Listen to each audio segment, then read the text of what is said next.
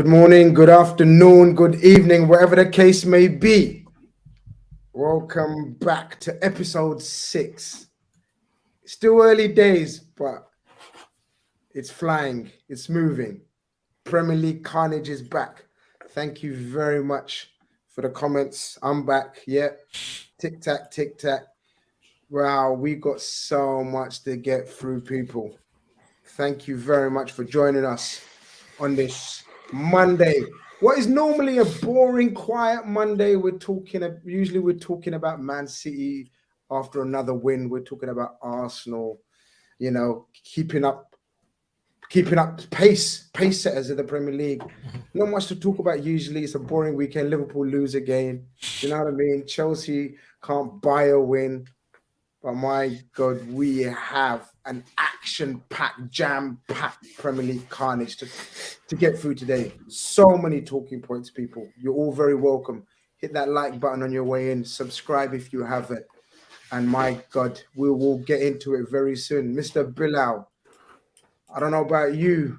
Just when you thought, damn, quiet weekend, not the best weekend, but then Sunday cheers you up again, gives you rejuvenated hope. And then Monday, there's just bombshells everywhere. And we're going to get into it, but how are you feeling?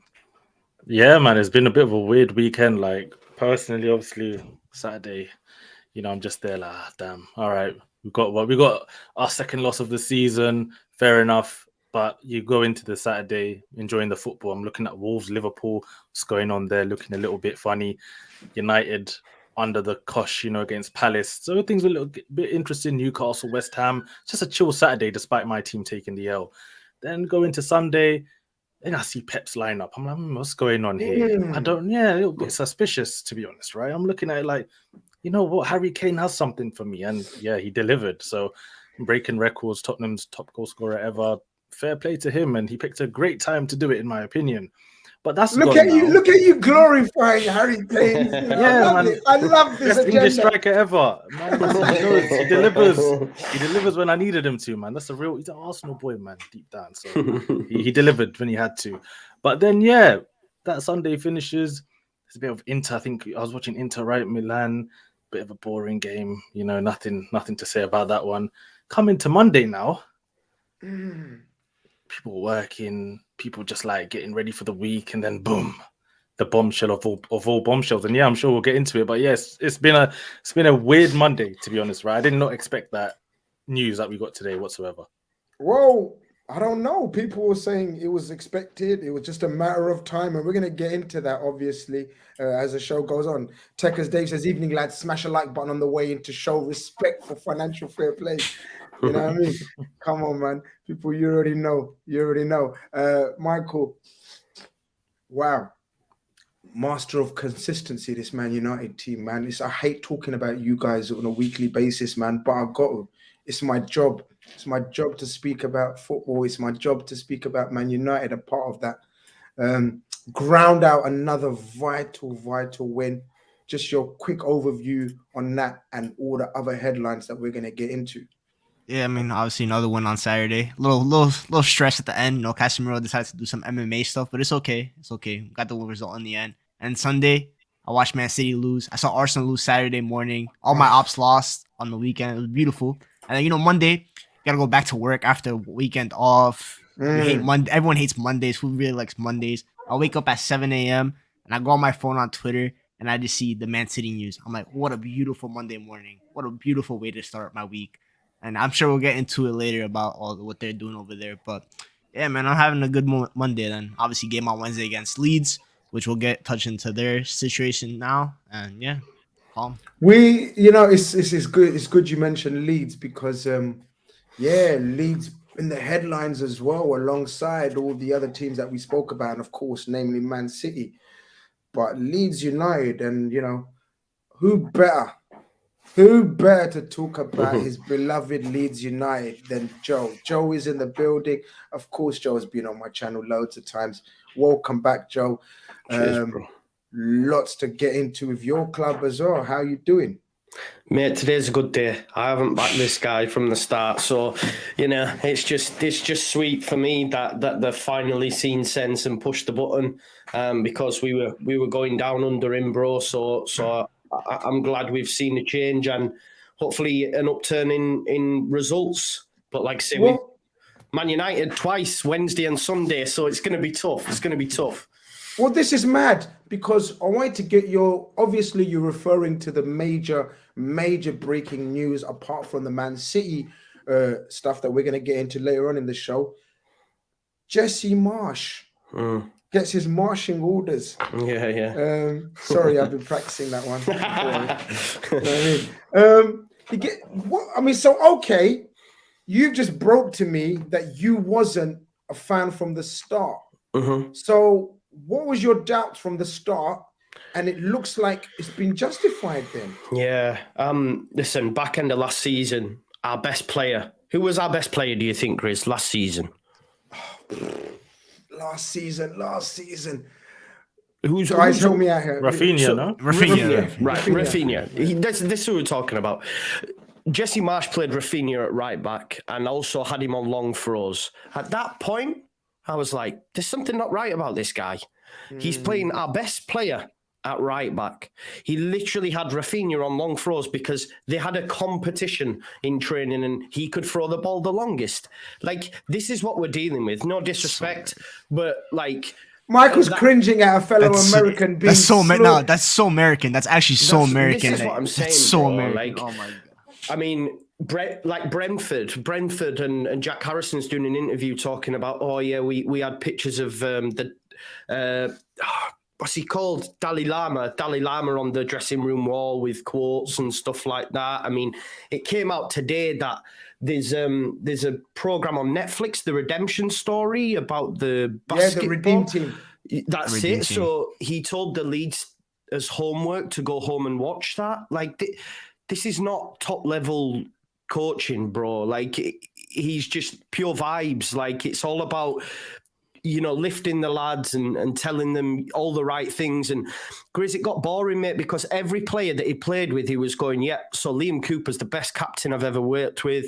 Jack Harrison's the best striker of a ball I've ever worked with. Grizz is the best YouTube content creator I've ever seen. Everything was the best. So at some point, that wears thin. Because it's like, he said that to me. Like, you can only be positive to an extent, you know what I mean? Like, I hate to say it, like, he's just never had the credentials, the facilities to be able to operate in the Premier League. That's facts. It's a totally different ball game, this division.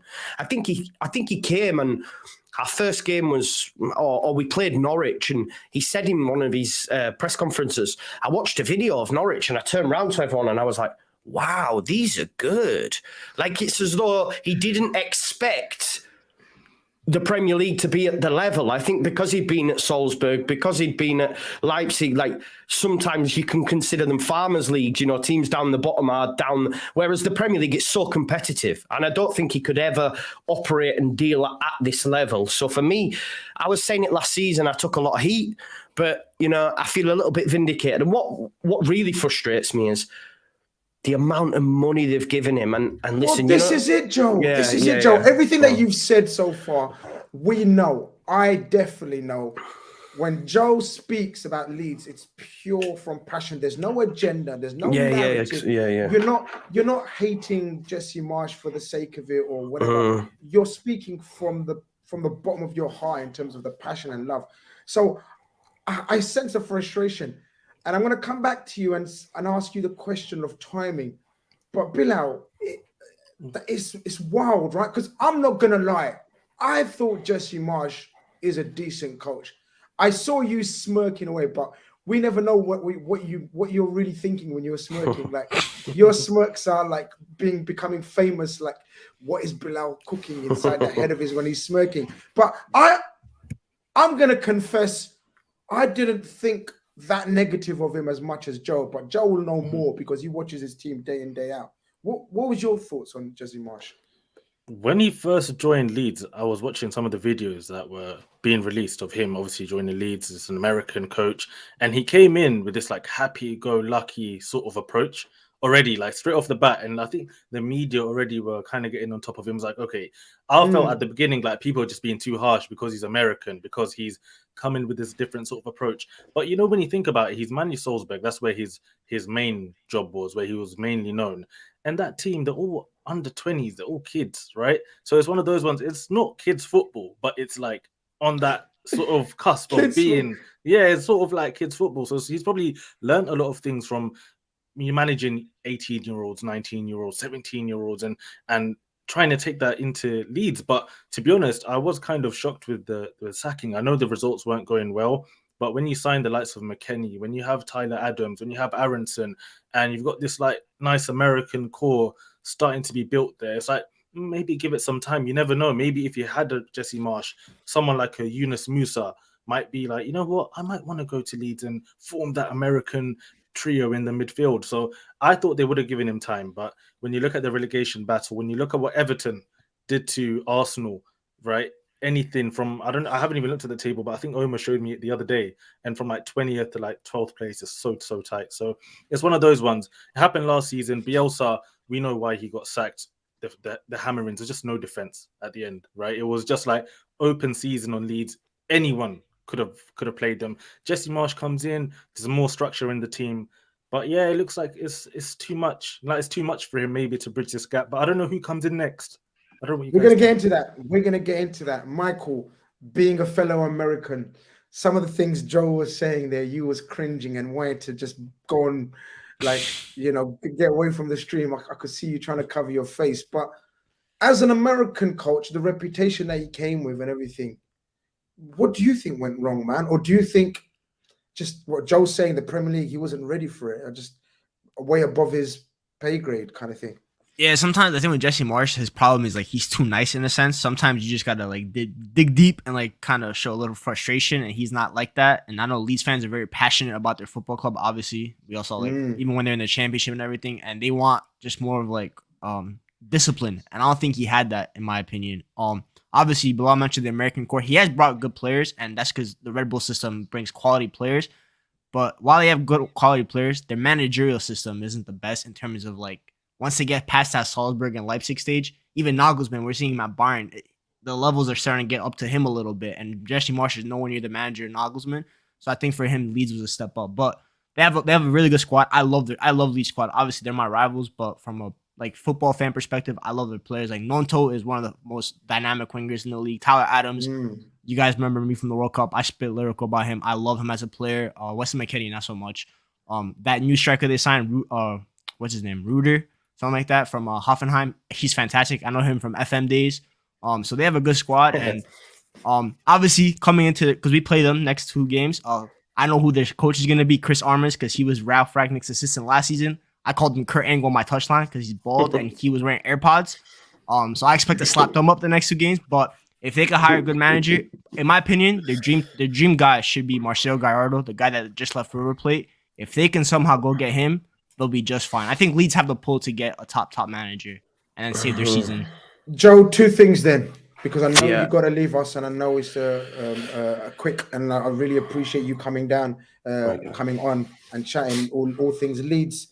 Couple of questions before you go. Yeah. So why now, after backing him in the window, bringing all these guys that Michael's talking about, and some good players there, like you can imagine quite a few clubs being after McKennie, and you can imagine McKennie only coming because of the Jesse Marsh factor.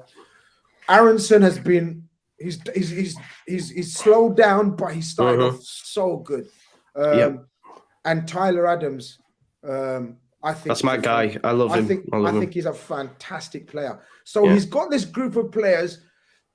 Despite everything that you've said, surely give him a bit more time. So are you a bit queeved that why do it after investing so much money, or players, I should say, or no? Just do it as early as you can. And then second part of that question, what now? Who now? Yeah. So I think the timing, I get it. I understand it. Like it was never getting any better. It was never going to get any better. I think the worry from a Leeds United perspective was, okay, the Man United games, they're a bit of a free hit. Man United are a different beast at the minute. But then we've got Southampton and Everton. You cannot be performing like we did against Forest. You know, get 2 hide-ins against Man United. Then where's the confidence at? You've got to then go to Southampton and you've then got to go away to Everton, who've just brought Dyche in. Marsh, honestly, the game plan for Leeds was get in front against Leeds, then sit in a mid to low block and they will not be able to break you down. And that proved to be the case because he just wants to go central all the time. There's no width. It's just carnage. So it was never going to work. And I've said this throughout. Even if we'd have stayed up, there's no sustainability. It was like Ralph Hasenhüttl. We might have gone on winning runs. We'd have gone on losing runs. But ultimately, we'd have been going nowhere in the long term. And I think the club and the 49ers have shown this January, they've really flexed their muscles. They're taking over in the summer. They've gone, do you know what? There's the money for Ruta. There's the money for McKennie. And for me, we're on the cusp of something good. I think the squad is really, really good. You know, he's mentioned a few names. You've got Nonto, Somerville, Rodrigo, Bamford, Rutter, McKennie, Rocker, you know, Adams, Sinistera, you know. Look at these players. The this is what I'm saying. Impressive, and man. He's not getting a tune out of it. He is not getting a tune out of it. So, yeah, decision rightfully made. I am concerned for the next 2 games that, you know, Chris Armas and Skubala from the youth setups are going to be taking charge, but it is what it is. But the names that are being mentioned, so Gallardo has been mentioned. You know, Leeds United are you know, big fans of his. That would be some coup. Like he is said to be one of the most sought after young, bright coaches in world football. He's going to bring the South American market to them. I don't like that. Well, mate, we did it with... This is what I'm saying. So, apparently as well, Adoni Ariola at Rayo Vallecano. So, he actually played for Bielsa at Bilbao. So, there's that as well. And Carlos Corberán as well at West Brom, who was given his stripes by Bielsa. So, for me, this should have always been the succession plan, to go from Bielsa to someone that's going to play a similar type of ball. Marsh was so far removed from that, and we were told, it would be a seamless transition, etc. It never was. So, if anything, like, it's mad. We've gone from being everyone's second favourite team and everyone loving us and the fans loving each other to Nottingham Forest at the weekend. The fans were fighting each other in the stadium, man. They were fighting each other. So it's like... Bielsa's gone, and in a year we've gone back to, like, it's just crazy how quick it's just gone. You know, football, it was a humbler, my friend. Yes, exactly. You know, I watch that show religiously. I hear it. So it's it is. So listen, if we can get someone like Ariola, you know, Gallardo, it would be amazing. Even Corberán for me, just for that romantic aspect. You spoke on it before, Grizz. I'm a very emotional guy when it comes to my football club. So if they can give me someone that's linked to one of the best managers we've ever had, I'm all over it, because for me, we have got the nucleus, the attacking options. If we played with some width and put players like Sinistera and Nonto in space, instead of going, do you know what, we're going to play so narrow and our only outlet is going to be a 19-year-old, give it to... we were Nonto FC. Like, give it to Nonto and hope for the best. He's 19. Let's not put that pressure on the kid. Let him grow, because there's a makings of a top player there, and we paid 3.5 million. 3.5 million for him. Insane. Mental. It's mad. It's mad. The next segment of Leeds United story, everyone eagerly awaits it. I don't know, man. I don't know what to say. Those players that you've mentioned there, and the ones that I was mentioning before, that the likes of Tyler Adams and McKennie and Aronson. Bro, it looks like we dodged a bullet on that car crash that is Cody Gakpo. Sir. Yeah. Listen, I've made my feelings and opinions very clear on Cody Gakpo, and I'm not one of these guys that just because he's playing for the mighty Reds, I'm suddenly going to say he's special. I said to you when he linked with Leeds, I don't rate him. When he was linked with Man United, I was shouting. I was jumping for praying joy. To get him. Praying, yeah. And then suddenly we get him, and I had to sort of slightly change my tune. and look at the value of the player. But now, listen, Cody Gakpo, forget him. Leeds United, as you said, one of the favorite teams of all neutrals under Bielsa, and wow, now it looks like you're gonna have to start another project fresh. Obviously, your aim has to be survival, right? Only survival, nothing else. Are you worried about that, or are you still thinking, no, we've got the players, we just need a coach that can be able to put them together 100%. In some sort of structure? Because you mentioned some ballers there. Yeah. Are you confident of staying up? Because that's your only hope in life now. I am now that the manager's changed genuinely, because I think our squad, without sounding too ballsy, is the envy of that bottom six. Like in terms of attacking options that we have, I do believe that over in Everton, Southampton, Bournemouth, etc. Even Forest were rubbish yesterday, but they were. Exactly, they were there. I could not believe how you didn't score in that first half. I could not believe it. Exactly. So I think we'll be all right as long as the new managers, get things moving quick. But I think we'll be all right. Yeah, man, we're good. We're gonna batter Man United Wednesday and Sunday, and then that'll be it, man. Come on, let's go. I'm telling you, I don't want that. Y'all don't want that smoke. Y'all don't want that smoke. Look, I just want to say there is no way. Look, surely we know football's wild this season. Premier League's wild. The World Cup's been wild. Everything. Surely Leeds over the 2 games will do at Ellen Road. At Ellen Road, something might happen, because I don't know if I have a new manager, but at Old Trafford, there's no chance they're beating us. Marcus Rashford is dropping a hat trick on Chris Armis's dome head. I promise you. He hates that guy. What? The mad thing is as well, bro. Like. Initially, I rejoiced when Casemiro got suspended, but then I remembered that McTominay turns into prime Paul Scholes against us, so I was like, "Oh no, man!" Oh man, but listen, you already know. We wish you all the best, and we mean that. Hope things turn around for you. Thank you very much for coming. As Michael says, top guest is Joe every single time. He's so busy, but I'm gonna try getting more and more on my channel. Yeah, man. We're gonna start looking into sort of more of his takes. Make sure you guys subscribe to his channel. Give your channel a shout out, Joe, before you go. Yeah, just your football show. I'm going live now, but obviously finish watching this first before you come on over. And I'll be with Saeed tomorrow. I'm mixing it with the big dogs. That's what I'm talking about. Listen, Leeds United is a big dog, man. You deserve it as well. You know what I mean? Cheers, but brother. Joe, take care. All the best. Nice to meet you, Bilal, Michael. Nice to meet you, man. Big up. Bye. Nice one. Excuse me, guys. I may have the odd coughing because I still haven't fully recovered. But yeah, man, I don't like that timing, guys. I think, look, obviously Joe knows far more, and you can see the passion and frustration in him. I just think if you're backing a coach that much, give him a little bit of time. I can't lie. Like, the first was a disastrous result, right? They should have scored in that first half. I could not believe they didn't score in that first half. But just a little bit more patience, maybe, or as you said, Michael, is it too tense? Is the Premier League too tight? I think their underlying numbers are actually pretty decent. Like in terms, they create a lot of chances, but they just don't convert them. Why? Because Patrick Bamford has the most missed big chances in the league. He's converted like 1 out of 20 big chances. He looks a shadow of himself. And this is where I blame Marsh. Why do you keep starting Patrick Bamford when you have other players on the bench that can cause an impact, like a Ruder or Rodrigo, the Spanish guy? Like, there's other options, so that's up to him, to be honest. But I mean, if they could get a Gallardo, that's an upgrade. So I can't see them getting Gallardo. I hope not. No, that guy's. You never know though. He's not Liga bound. We say it He's all not the time, Liga man. bound. Do you think the Premier League pull is that Gallardo Bielsa as well? Yeah, a lot of these things, it might be a bit of a romantic thing. He's still not come to Europe. It might be like a good stepping stone. If there's no Barcelona job, there's no Real Madrid job. Like, yeah, why not? Why not take the Leeds job? I don't know, man. Grizz looking sharp, mate. Super beer trim. Love from Goa. I've been to Goa. Goa is a wonderful, wonderful place in India. Big up yourself. Missing you in the Big Six in recent episodes. Yeah, man. People think I'm ducking and hiding. Guys, come on.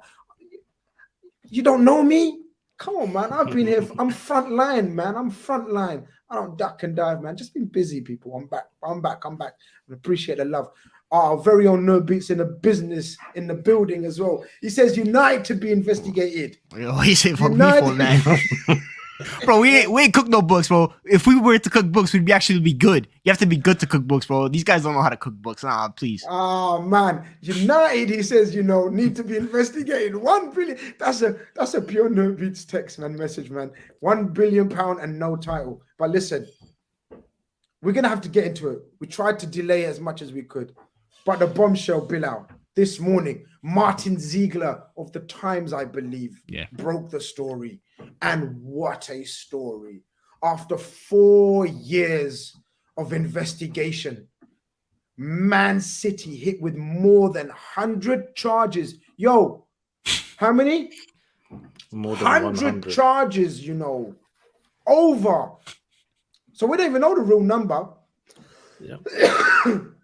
Bilal, this is wild. Over a 9-year period, possible sanctions, if found proven, include points deduction or even expulsion from the league.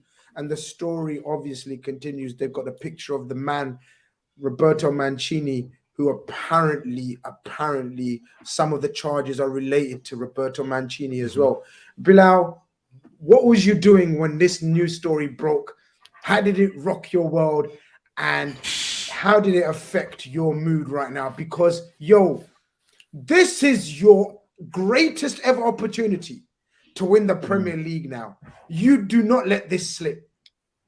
Listen, Man City had their chance on, the weekend to put some pressure on us, to make us regret losing that game against Everton. But they decided, Tottenham, it's too much of a test for them, as it seems to always be for some reason, which is, listen, Tottenham bigger club than Man City. Is that what we're saying? I don't know. But enough of the jokes, right? When I saw this news drop, I was just thinking, what am I wearing to the title parade? Because these guys need to be absolute. Listen, to be honest, right? I've looked into what's been going on. More than 100 charges, and I saw some people laughing because one of the charges was like Man City's grass was just a few millimeters long. But do you know what that means? That means they're looking for every little thing, right, to put these guys away. That's what it means. It's not something to laugh at. Why they're looking at our grass? This ain't no joke. This ain't no joke. It means that they're really coming for them. And listen, for me, I hope this is the beginning. This is the first time I've ever seen the Premier League take things seriously. The conspiracies are, it's not really conspiracies, that the government, independent regulators, I think the white paper's coming out maybe tomorrow or soon. And it's about obviously trying to regulate what's happening in football. But this is definitely the first step. If we can get Man City punished for definite, they're saying alleged. Listen, Man City, come sue me if you want. If you're bad, come sue me because you guys are getting locked up. Yeah. But really and truly, I hope, if Man City have committed these crimes, which we believe they have, that it's just the beginning. The Man City's couple years now, I'm seeing Chelsea fans stop laughing. Couple years. You're next. We're coming for you. And Newcastle, don't act up. You're next as well. And I hope, honestly, because you look at this transfer market, for example, that's just gone by, and you saw what Chelsea's done. You've seen what Man City's done, obviously, in the past. And maybe this explains why they sold the likes of Jesus and Zinchenko and Sterling, to make it look like, they're on the books, things are on the up, that, they're not spending like crazy. No, listen, we're a good old City, But really and truly, we all know the truth. And I think The Athletic as well, I've got some article here, they've gone way in depth. And if I'll just scroll down, you can see like it's a 4-year investigation, what's happened here. And if you just come down and you can see like all the lawyer stuff, Rule W 82.1 and all of this sort of stuff, right? And Pep. So I like that they got the picture of Pep here. He said it himself. If Man City are guilty of doing all of these sort of crimes, then he walks. Well, and I hope he's a man of his word. What was the quote that he came out with in 2020, I believe, where he said, if you lie to me and anything is proved to me, I'm gone. Yeah, and so you're right. This is interesting times. Listen, I know the normal average fan is thinking, nothing's going to happen, man. We've seen the scene. We've seen the famous scene of their own of the owner walking out with 20, 30 man, the 20, 30 best lawyers in the world. But this is deep. This time, as you said, the Premier League have gone undercover quietly. For 4 years, they've been building up this case. Michael, they are not going to let Man City slip away and get away with this. There will be, in my humble opinion, a precedent set, because this is the Premier League brand at stake here. They're not going to let Man City get away with this. Look, first and foremost, none of us guys, let's make it clear, none of us guys are saying they are guilty, done, but the evidence suggests. No, I'm saying that. I'm saying that. Okay, these guys are guilty. They're not. These guys are guilty. I'm not gonna say that. I'm not gonna go that far. Right, I'm worth too much, so I can't speak without my lawyer. And I want to have a few. I want to have a future in football careers. I'm not gonna say too much. But in terms of like what's going on, there's been threads on Twitter from like credible journalists proving that they have fake sponsorships. Like they're cooking, like we're using Instagram models as like fake CEOs. Did you know that Man City tried to say that they made profit during lockdown? That was literally impossible to make profit during lockdown, and they recorded profit. And then last year they said that they made more brand revenue than the likes of Liverpool, Real Madrid, Man United, and Barcelona, which are the 4 biggest football clubs in the world. Think what that means. Wait, hold on, Michael. Think what that means. Think what they're saying. They are saying Man City, who literally became relevant after the takeover, right? And fair play to them, right? They're saying that they have got a bigger revenue through commercial deals than those institutions that have been going for 30, almost a century. 40, 50 years, man, right? And you're telling me you're ahead in the Deloitte ratings, making more money than them. Look, talk about making it bait. Guys, are you mad? If that's not making it bait and not getting suspicious eyes on you, I don't know what is right. Relax a little bit. Are you really coming with the narrative of that? Sorry, Michael. I had to say that. I guess, bro, it's great, bro. And like the Mancini thing is kind of crazy for me. Allegedly, he was getting paid double the actual salary by like a third party through Abu Dhabi. So he might get in trouble. And second of all, they gotta run Grizz. They gotta run us our prems, bro. Also, they gotta run us our prems. Steven Gerrard can finally be a Premier League champion. Think about this. Paul Pogba can be a 2-time Premier League champion. That's the one thing, right? That they're not gonna do that though. They're not gonna do that. Retrospective action. I think when Marseille got done back in like '92 or something, Monaco didn't get their league title. Yeah, no. I was joking about that. They're not gonna do that. Yeah, it's one of those ones. It's a bit weird to do. I know some people are seriously talking about give them league title, but how? Because it skewed everything, right? You can't go back in time and know what would have happened. Yeah, no, I was joking about that. I was joking about that one. Yeah, I was joking about that one. But no, there's let's look at the possible repercussions, the possible sanctions, the possible situations that can happen now. Actually, first and foremost, guys, my bad. I've just been reminded by someone from a family as well that make sure you shout out the people of Turkey, Syria. Woke up to horrendous scenes, pictures, videos, testimonies of the disaster that took place this morning. I believe last night as well. With the earthquakes. Wow, when something like this happens, just puts everything else into perspective. Everything else, man. Best wishes from all of us and everyone in the chat. I'm sure prayers are going out to all the lives that are lost and the families that are affected. That's all we can do, man. Really just pray, man, that, you know what I mean, people that are still not being found are found. Fraser just tells us that Atsu, the ex-Newcastle player, wasn't he? Yeah. And Chelsea player as well. Yeah. I remember we ripped Chelsea. There was so much worry and panic that he wasn't found as well. But they say he's found alive. So that's massive, huge news. I should have been the start of my show and broadcast. I apologize. Because that should be the number one news.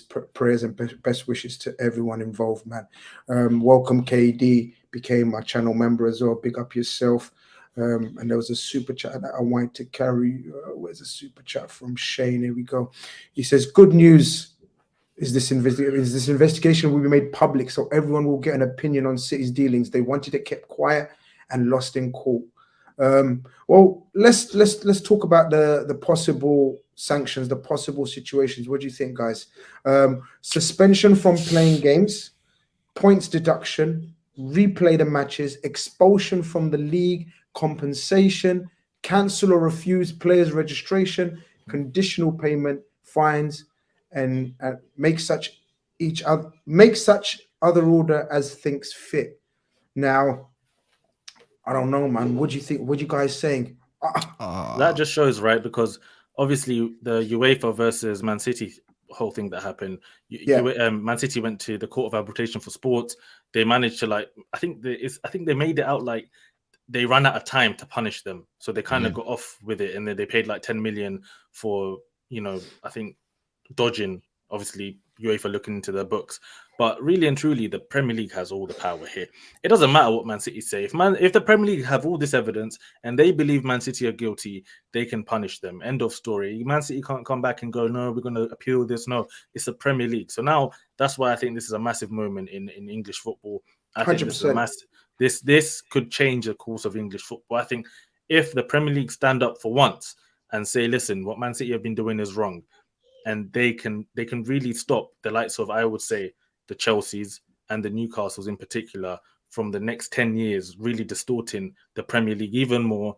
And to be honest, the game, the way it's going, right, it's not going into a good place. In 5 to 10 years, if it keeps going like this, the game will be unrecognizable, right? So for me, this is why I think it's bad timing for City in terms of, you're right, because all eyes are on sort of ownerships, owners, legitimacy of books, the whole scrutiny, especially on the back of the Qatari World Cup, people talking about sports washing and all this kind of business. And this is why I think, and the timing of it and the 4-year investigation, this is why I think they're going to come down hard, Michael, on Man City. Yeah. And rightly so, because there's no look. You could be look. A lot of Man City fans will be thinking or accusing of everyone talking from a jealous point of view, right? And I've admitted in the past, if you got the money, use it, flaunt it. I used to be jealous of their spending, and all right, they've hit it lucky. They've struck lucky with new owners, the jackpot, the lottery, right? But at the end of the day, if they've been like Newcastle seem to be doing it the right way. Newcastle are doing it very sensibly, very cleverly, very smartly, very slowly. Some would say they've learned from Man City and PSG and all these other clubs. But if you have done, and if you have broken the rules on over 100 occasions, like the allegations and case suggests, you have to get what's coming to you, right? I mean, they have stuff from 2009. That was 12 years ago. No, more. 14 years ago. That's crazy. They have 14 years. Well, I think they went up to 2018. So they have about 9 years of evidence. And I think they said they're going to start looking into the past 4 years as well, which is why the thing with City have done this thing ever since they became this big club. They've tried to make themselves seem like not a villain club. Like you see Chelsea, Top Boy doesn't care. He doesn't mind Chelsea being the villain of the market. But Man City have tried to make themselves look nice on the market. They always throw the Man United has spent as much as us. So if we're not spending that much, but obviously we did it the more cleaner way because we didn't do all this. We just used our revenue because we're such a massive club. We used our own money. And like Pep said on Friday, which is ironic. He said 9 to 10 Premier League clubs try to get us banned. So he kind of spoke this into existence. And on Pep, you better live your raps, because if they did lie to you, then you got to walk away. You got to live up to your word. You can't, because then you're going to look guilty by association if you don't walk away from this. They're going to be like, because for me, I don't think the players knew, and I don't think the managers knew. No. I agree with that. Yeah, I think this is just a board level. Yeah, 100%. Before people in the chat, the Man City fans are telling us we're talking too much. Well, of course, we're not going to stand here and we're not going to sit here and not talk on a show. We have to talk because it's a massive talking point. First and foremost, I absolutely agree with you, Michael, as we welcome Mo into the chat as well. Welcome Mo as well. Who's going to give us his opinion on the whole scenario and scene. But there's absolutely no doubt in my mind Pep is unaware of anything to do with this. There's absolutely no doubt that the players have nothing to do with this. This is obviously boardroom and above level shit. But unfortunately, it's all related, because all of these great players and the greatest coach of all time, the reason why they are at Man City, and let's not beat around the bush, panel, let's be honest and let's be real.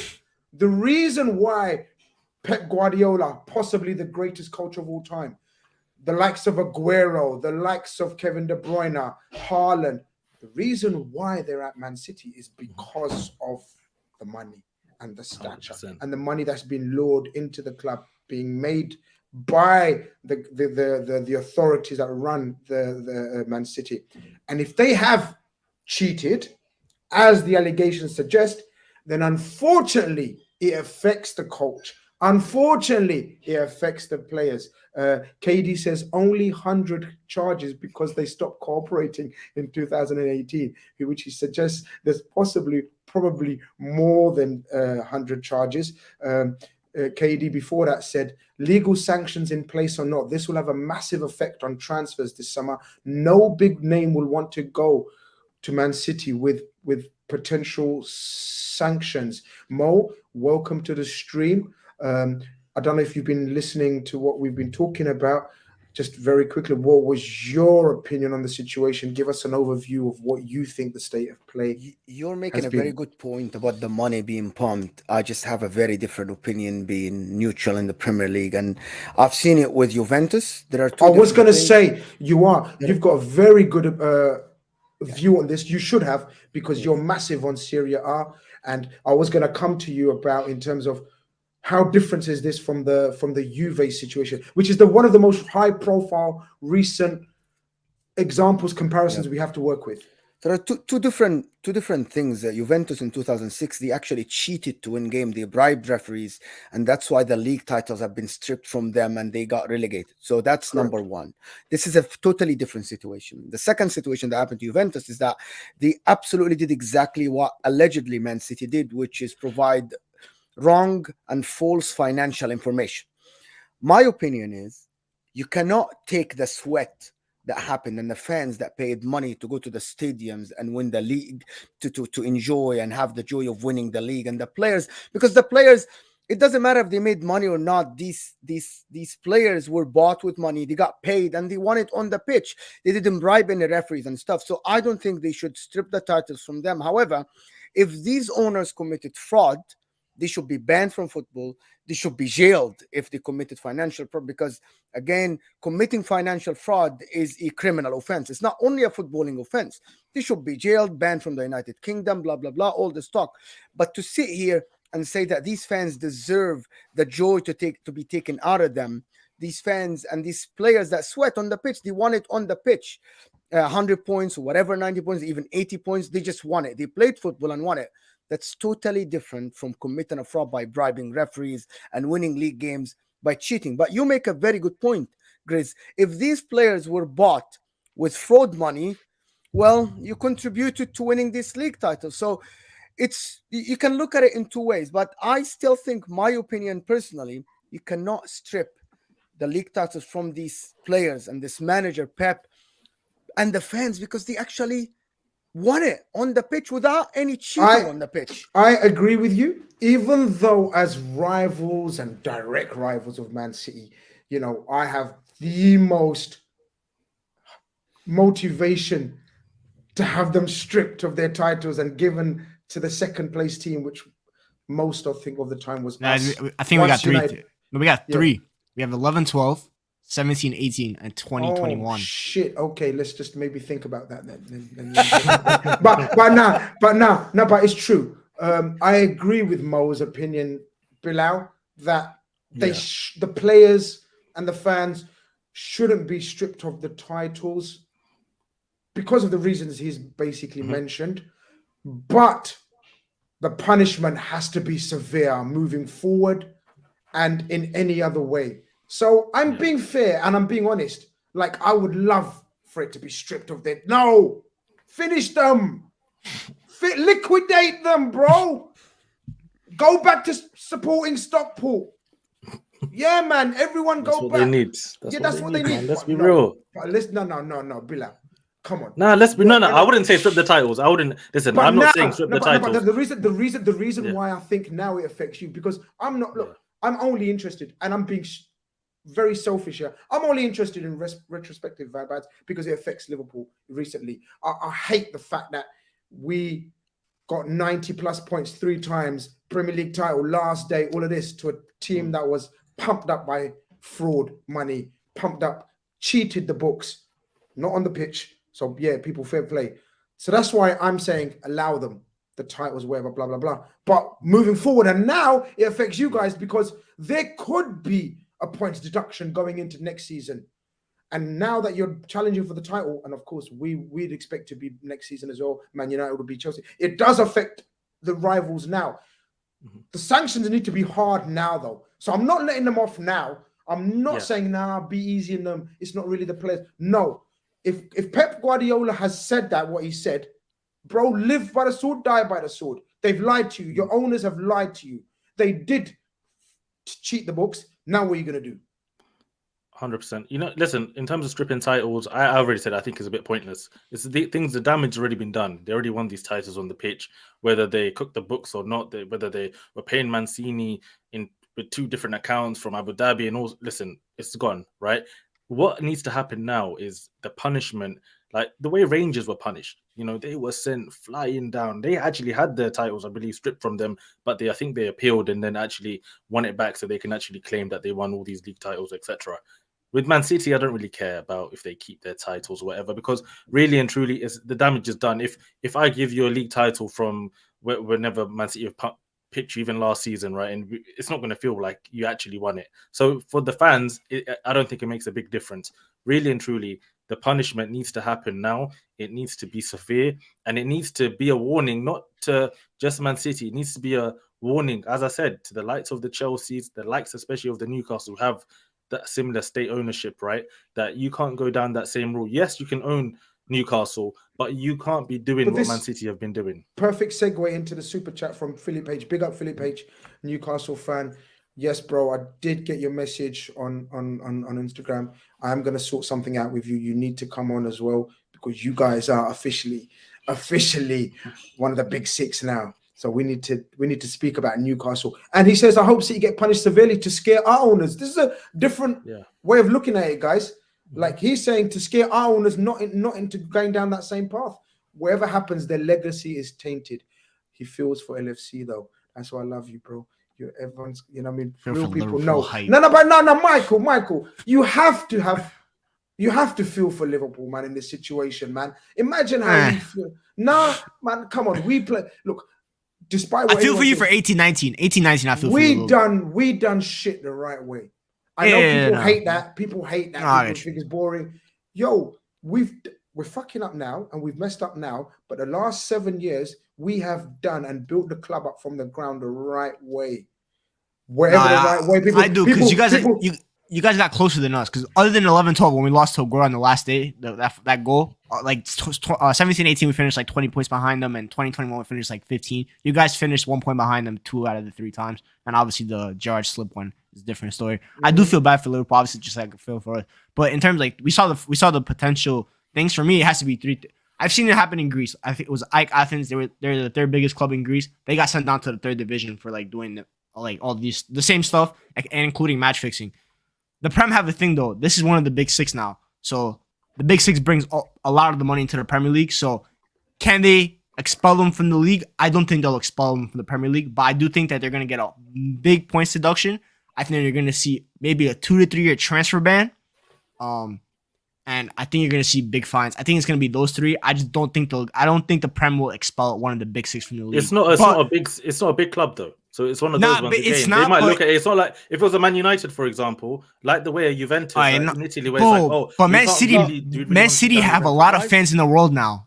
In America, especially, there's a lot of Man City fans in this country, and America brings a lot of money into the Premier League through the NBC. But, so they can't afford to. The Premier League can kick out Man City, and they will be just fine. Like, Guys, they don't need Man City. The Premier League needs Man United. The Premier League needs Liverpool, but it doesn't need Man City. Ooh, So it's big one of those claim ones- there. wrong. I think I Mo don't wants to think- come in. I think Mo wants to come in there. That's a big claim. Guys, there is a big difference between, again, people are saying they cook the books and do all the stuff. Juventus, they are a public company, publicly traded company, and that's why they were punished severely. Man City are owned by an investment group. The way they got the money, it's shady and everything. That's why I say the owner, they have to be forced to sell. They have to have sanctions and transfer bans and all the stuff. But Southampton lately, they have been caught creating a betting company in Thailand, I believe, and there was no company.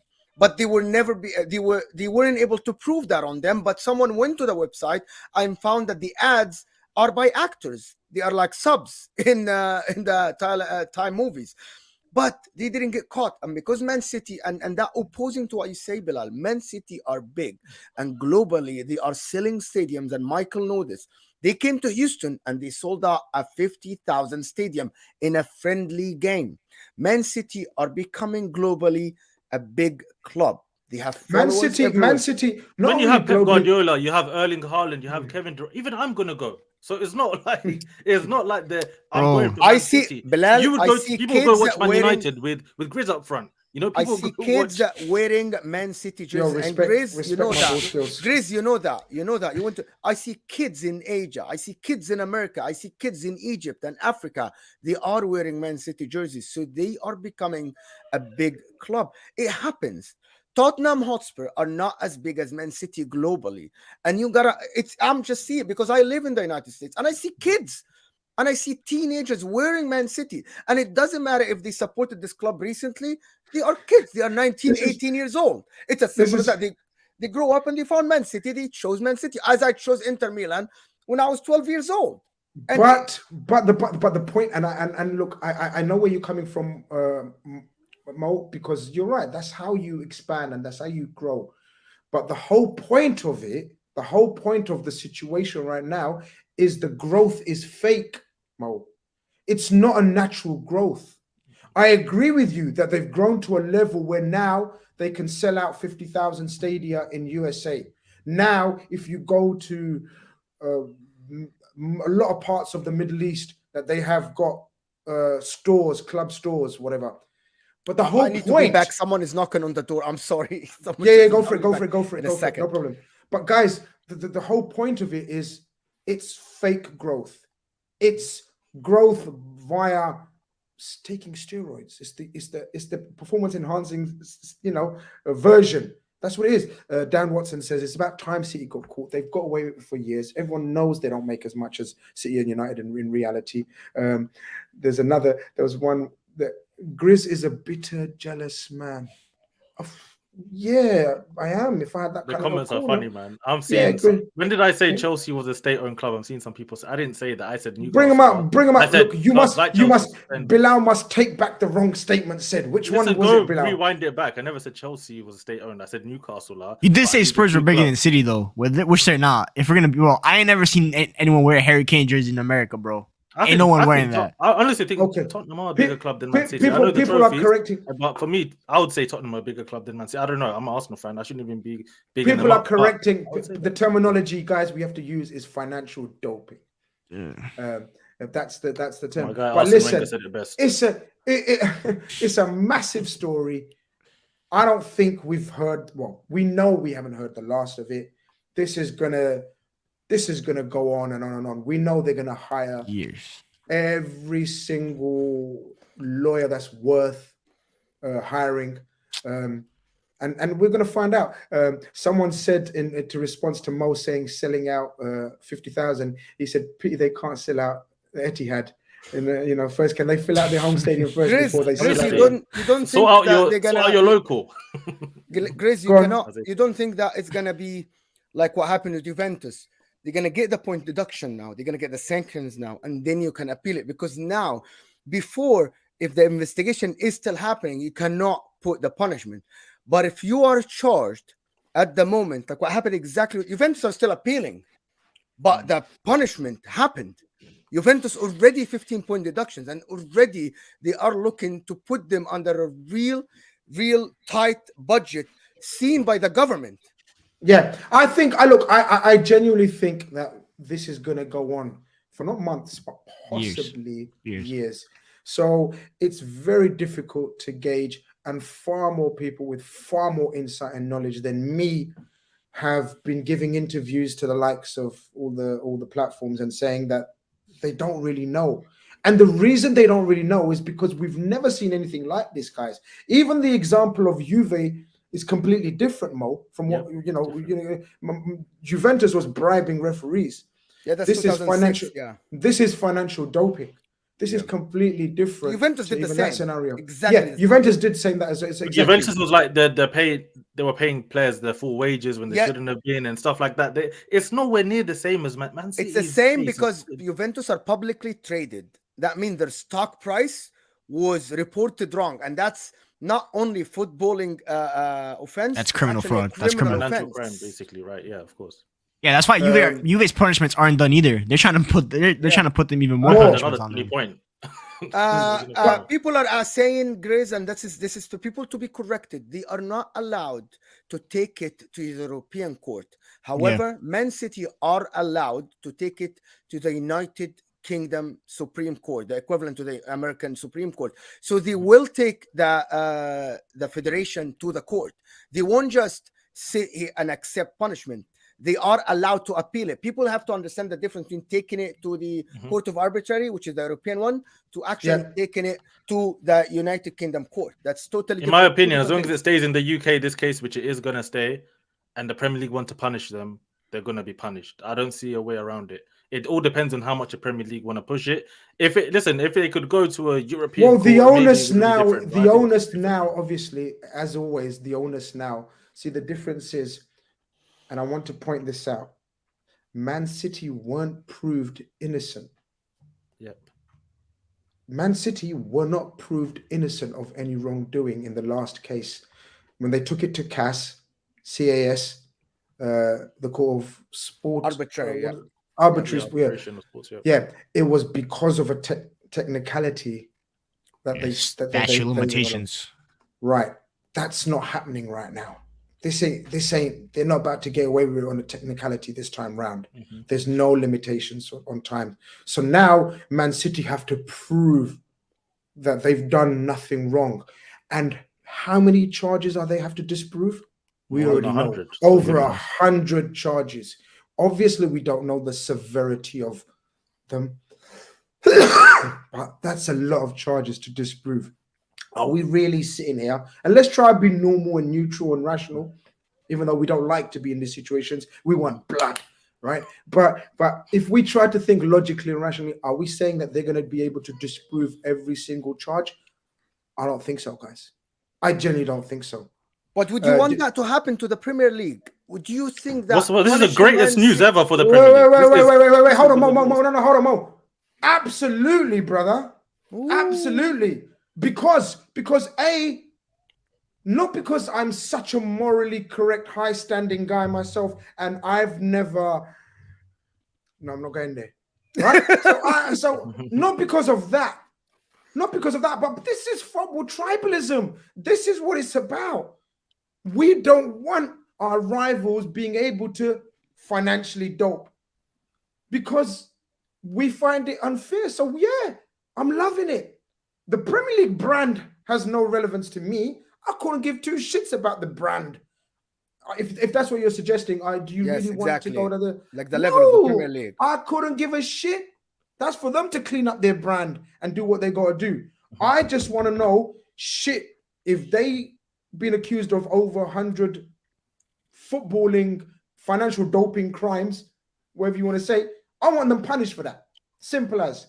And I'd expect the same reaction and opinion if it was Liverpool. Of course, same for Arsenal, same for Man United. That's the way it goes, man. You reap what you sow.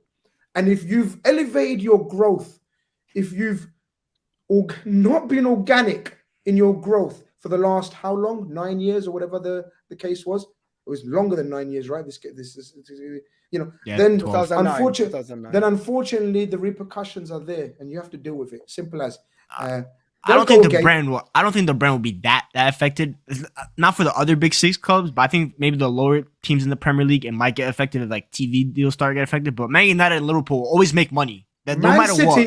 Man City are. I disagree with Bilal. I think Man City are huge for the Premier League brand. You know why? Yeah. Because they're the serial winners of the Premier League. Yeah, they're the golden club of the last decade. They're the golden club of the last decade. So the Premier League won't be able to kick them out. They won't kick them out. Absolutely not. No chance.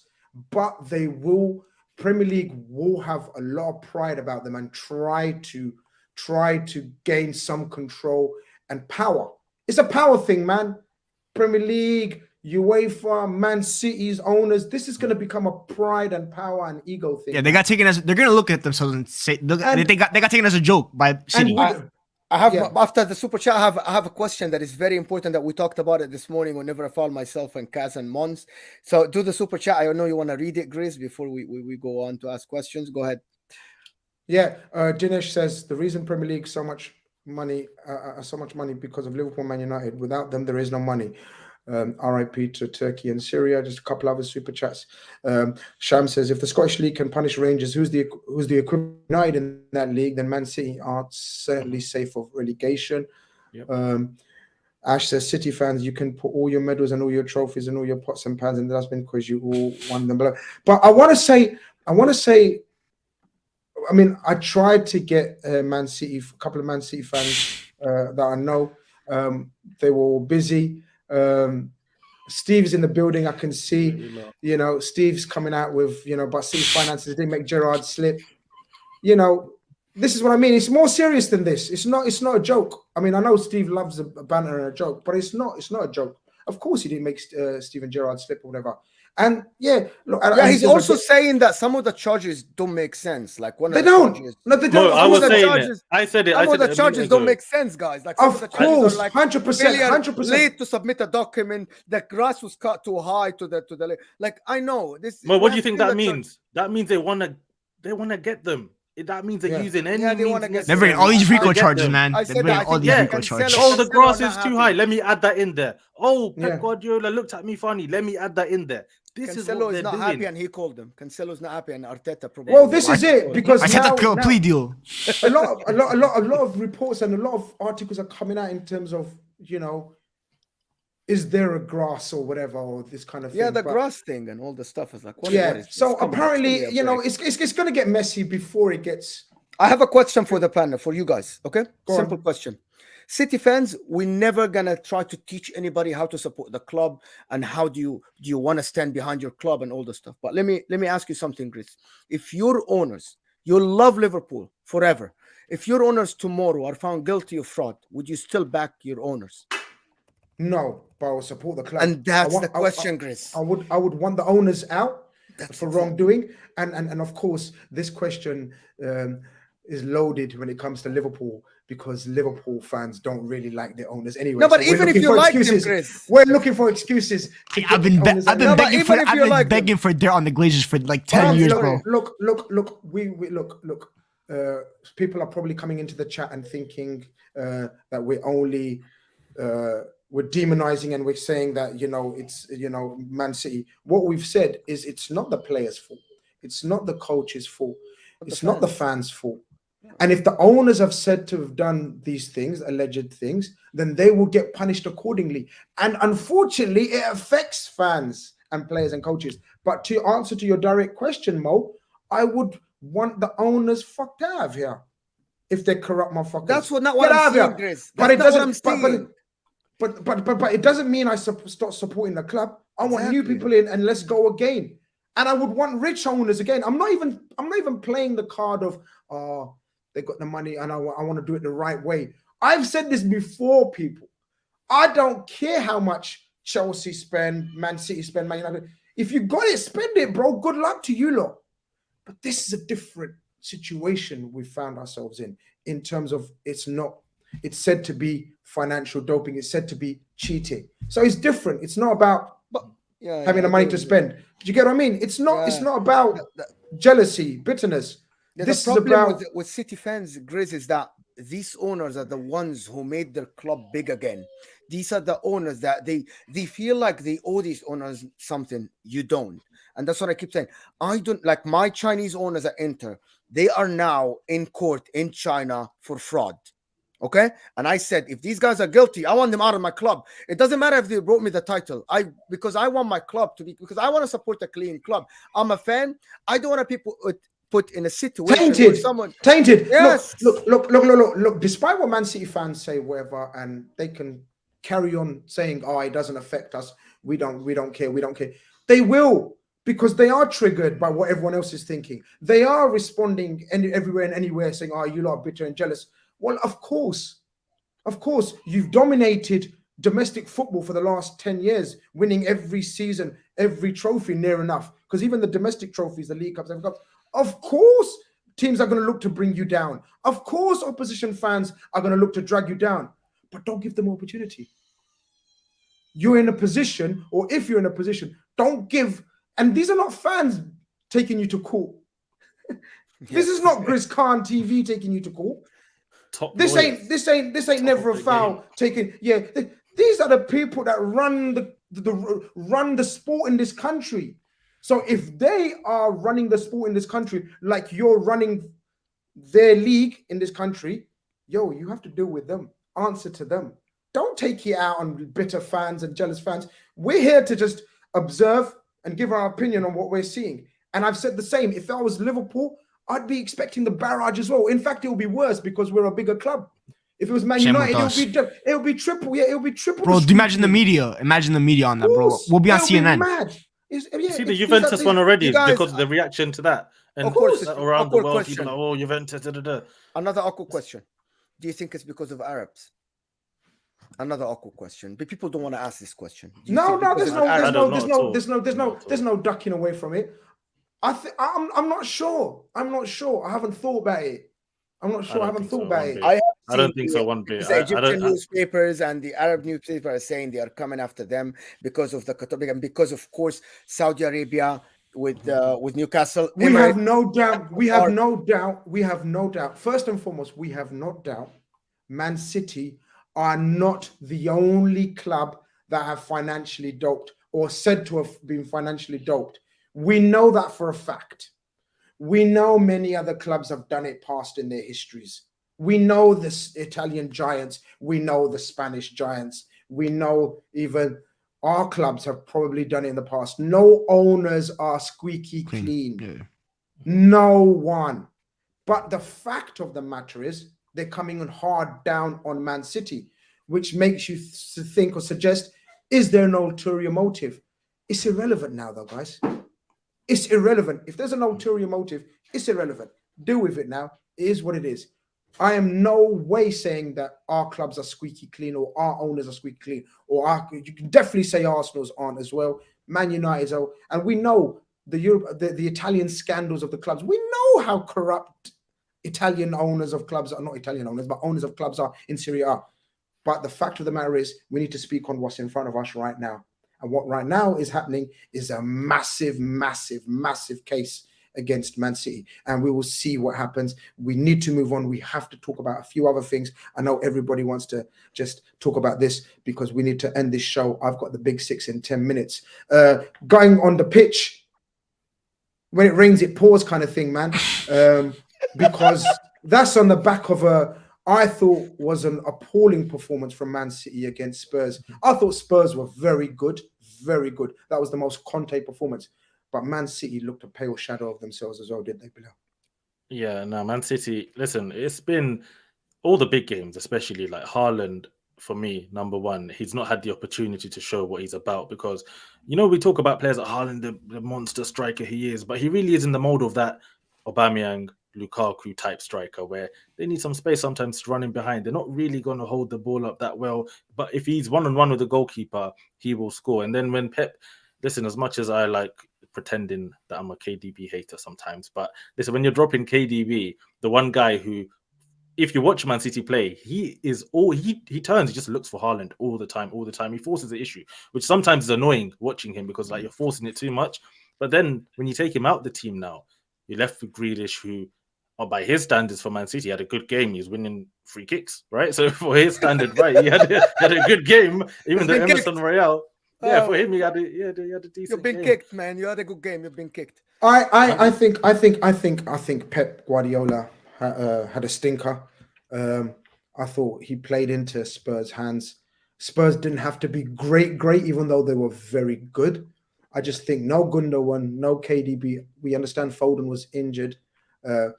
Diaz on the bench, Laporte on the bench, Cancelo left the club recently.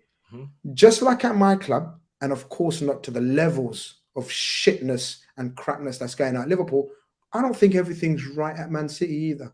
They're a pale shadow of themselves. Man City, I've been expecting Man City to go on a run for weeks and weeks and weeks, and I've told you I still make Man City favourites. I'm not so sure now. I'm really not so sure. Going on to Man United, there's not much to talk about. Man United done what they had to do, Michael. It was not pretty, but you've done what you've done. Very quickly on the Casemiro suspension, you lucky baskets. It's coming up against you. Two of the games are going to be against Leeds. Like, what the fuck is this life, man? Like, you have 3 game suspension and 2 of them against rudderless, managerless Leeds United. And all one's Leicester at home, which I don't think we'll lose to Leicester at home without Casemiro. But no, for me, it's benefits. In a sense, it's probably the best timing because he'll be fully fit for Barcelona in the Europa League and he'll be fully fit for the final against Newcastle. So if he's going to get it, this is probably the best time. But let's not do this again. And Anthony needs to stop picking fights every single time he gets tackled. This guy will get tackled and he'll get up and he's ready to scrap. We need to stop that. Just walk away from the situation. Away, man. Funny just step away from the situation. Let's talk about tactically and Man United and how well drilled on the pitch they are, and it's astonishing how just 6 months with a manager can revive careers and make players look better and have like a whole system that works. And that's what this guy Ten Hag, nobody expected that from him. But then look at this, within 6 months this team is basically 3 points behind Man City, and Man City still have to play Arsenal twice. So who says that they cannot get second spot? It's probably new Man United we've seen now since like Alex Ferguson retired. And I think that this guy is superior tactically to a lot of managers that we have seen at Man United over the past 10 years. And is it good or bad for the Premier League? I think it's absolutely magnificent for the Premier League. If Liverpool, Man United, Arsenal go back and come back to the picture, I think this is good because we have seen Premier League from 2012 onwards until Man City and Liverpool came back to the picture in 2017 in the Champions League. Look at La Liga dominating that European stage and everything was about La Liga. But now look at Chelsea, Man City, Liverpool, 3 finals in the last 5 years. And if Man United go back to the picture, I think it's just good for the Premier League and everybody. And Bilal, we must end the show on just your club. You got Dyche, bro. That's all I'm going to say. Dyche ball came, saw, conquered. He thought midday kickoff at a raucous, packed Goodison Park. You guys came and thought you're going to play your silky football and whatnot. It didn't happen. Is it a blip? Or is there something more to it? And could this be the start of your downfall where the pressure starts counting now, the second half of the season? No, I don't think so. I think it was one of those games where before the game, I'm looking at 12:30 Goodison Park. We haven't won there since 2017. It's always that tough ground. And then when you add Dyche into that mix, you see the lineup before the game, I'm seeing Onana, Doucouré, Idrissa Gueye. I'm like, I know what's happening. I know what time it is already. And they outfought us. Simple as that. And it's one of those games, right? For large parts of it, it was 0-0. And I looked at it like it's going to end 0-0 or somebody's going to score and it's going to go either way. 1-0 Arsenal or 1-0 Everton. But it could have very easily ended 0-0 as well. They managed to score with that Tarkowski header, looping header. They tried it in the first half like 4 times. I'm like, come on, guys. When we got beat by that goal, I'm like, come on, that is just a poor goal to concede. But it is what it is. You know, you're getting beat to Everton. I think we just brush ourselves up. Saliba's come out after the game saying, listen, they just wanted it more than us, you know, on that day. And we're going to make sure that doesn't happen again. And we've got 2 big games now, in my opinion. Brentford at home, Man City at home. And I'll count Villa as well. I think Villa away, right? Those 3 games. I think we win those 3 games. I think the league's wrapped. So I think these 3 games are the most important. The league's wrapped. My young brother, you need to relax yourself. No.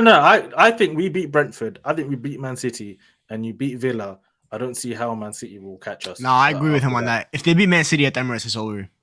Especially with everything that's going on right now with Man City, they're going to be capitulating.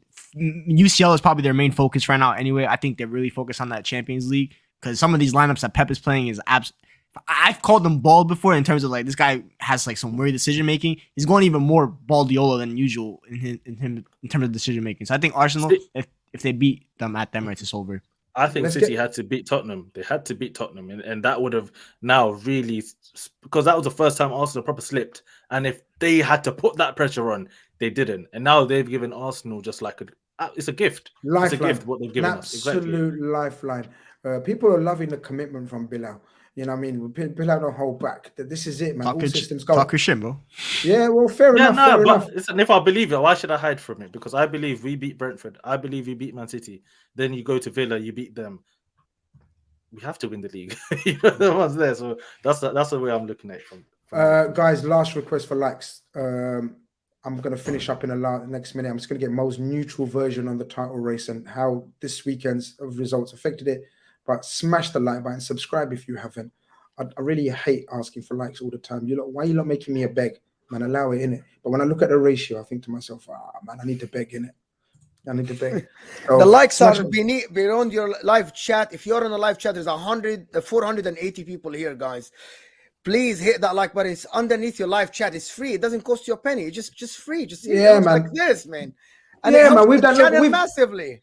It does, man. You guys already know the rules and regulations, man. I should have asked you at the start, but I didn't. But smash the like button right now. Mo, to finish off with, I think I'm very close to making Arsenal favourites now, especially with everything that's going on, especially with what seems to be going through Pep's head in terms of his tactics, his team selection. You know, couple of seemingly unhappy players. Cancelo being so unhappy that he's left.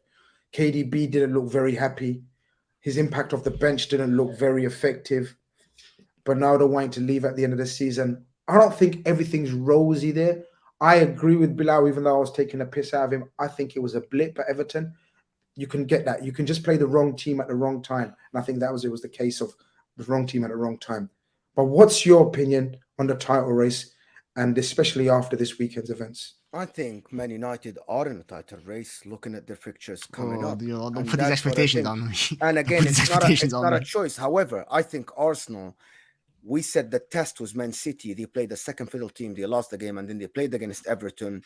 And I still feel that Arsenal are favourites for the title. However, I think Man United are stable, very stable at the moment, and I think they can come for this title. Man City, as you said, they are now, especially with the investigation, a lot of these players will think about their future in the coming days and the coming weeks, and that will actually put the club in more distress.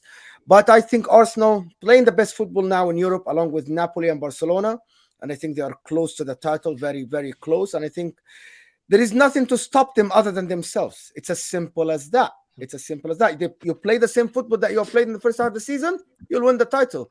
You start worrying about what's behind you and playing away and losing games here and there, I think they're going to lose it, because we have seen it before. 8 points or 9 points is not a lot in this Premier League. It isn't. But again, this has been a different, weird, wild season.